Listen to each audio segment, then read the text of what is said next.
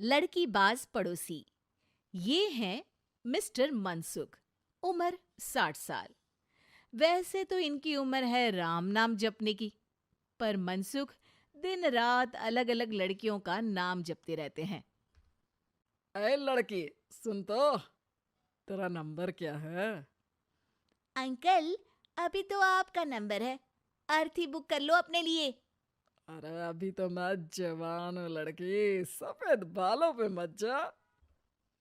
मनसुख राम को लड़कियां छेड़ने की गलत आदत थी। पत्नी बहुत पहले गुजर गई थी, जिसके बाद मनसुख खुले बैल की तरह हो गए। जहां दिखी नारी वहां लाइन मारी। मनसुख राम के पड़ोसी सोनी जी के यहाँ नई बहू आई। नाम था कल्याणी। अरे वाह बेटा कल्याणी, तेरे आते ही घर में खुशी खुशी हो गई है बेटा। अरे माँ जी, जलेबी खाओ, बात मत करो, बोलने से खुशी को नजर ना लग जाए। जैसे मोहल्ले की हर लड़की पे मनसुख की नजर थी, वो कल्याणी को भी बुरी नजर से देखता है। एक दिन कल्याणी छत पे मिर्ची सुखाने जाती है। दूसरे छत पे खड़ा मनसुख गाना गाने लगता है।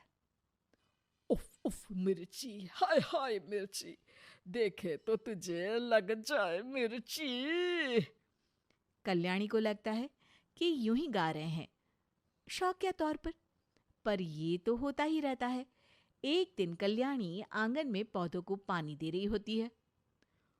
फूल हूँ गुलाब का, चमेली का न समझना, आशिक हूँ मैं आपका, सहेली का न समझना। कल्याणी को ये बात बहुत अजीब लगती है, क्योंकि शायरी बोलते वक्त मनसुख उसी की तरफ देख रहा था। वो अंदर जाती है और अपनी सास को कहती है, ये जो हमारे पड़ोसी हैं। अरे दूर रहना उससे। हाँ, दूरी रहूंगी, पर ये थोड़े अजीब नहीं है? अरे अजीब, आवारा, ठरकी, पता नहीं क्या क्या आदमी है वो। हर लड़की पर नजर डालता है वो। उसकी उम्र की वजह से कोई उसे कहता नहीं। बाकी उसे आसपास रखना भी नहीं चाहिए। अरे पर ऐसे थोड़ी ना चलेगा, एफआईआर करवा देनी चाहिए। हवालात में हवा और लात खाएंगी तो समझ जाएंगे। अरे यही तो दिक्कत है ना समाज की। जिसके साथ दिक्कत होती है उसको भी समाज गुनहगार समझता है। लड़की अगर बोल दे कि फलाने ने मुझे छेड़ा है, तो कुछ लोग तो ये कहने लगते हैं कि लड़की की भी रजामंदी होगी ही। ये तो है, पर कुछ तो करना ही पड़ेगा। नहीं बेटा, कुछ मत कर। जबरदस्ती हम किसी से लड़ेंगे नहीं। हमारा परिवार इज्जतदार परिवार है। कीचड़ में जाएंगे तो हम भी तो गंदे हो जाएंगे ना।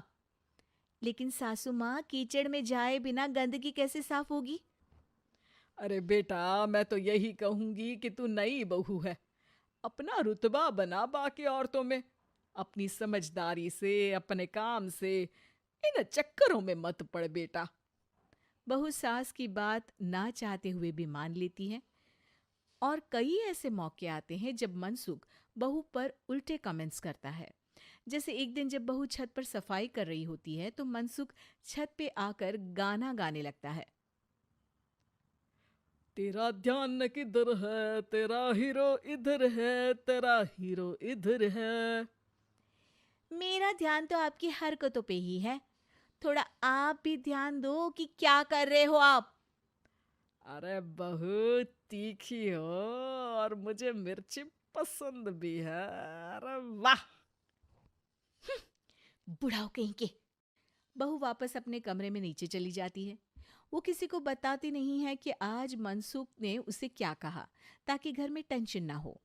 एक दिन बहू घर के बाहर रोड पर ठेले वाले से सब्जी खरीदने जाती है। भैया, प्याज के भाव कम करो ना, बिना प्याज काटे ही रुला दोगे वरना।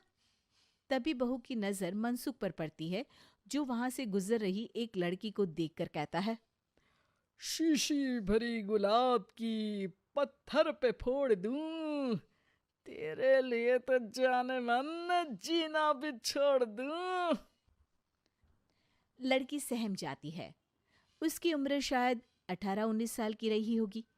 बहू ने जब ये देखा कि मनसुख ने इतनी छोटी उम्र की लड़की को तंग किया है, तो वो घर में जाके अपने पति से कहती है, तुम्हारा पड़ोसी मनसुख, अरे बहुत नीच आदमी है। अरे कुछ करते क्यों नहीं उसका? अरे मैं क्या करूं? पड़ोस में गंदगी है, हटानी तो पड़ेगी ना।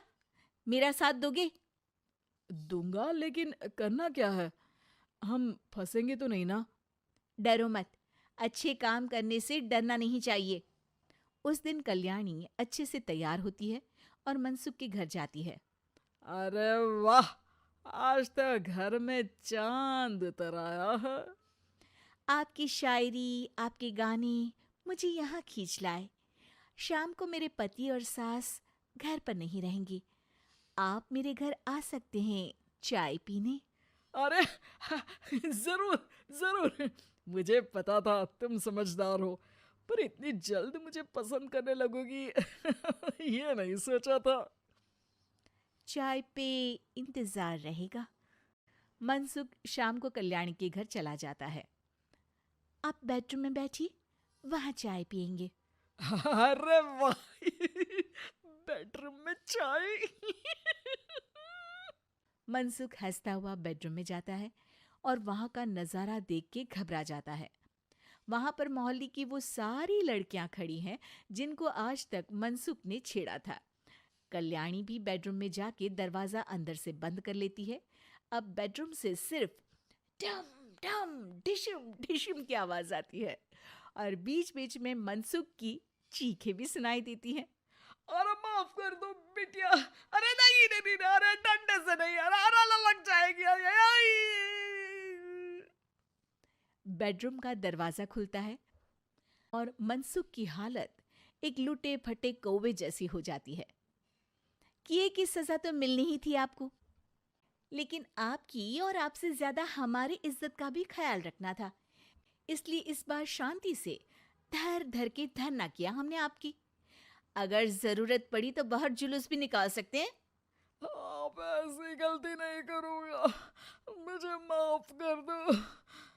बहू मनसुख को बाहर छोड़ने जाती है।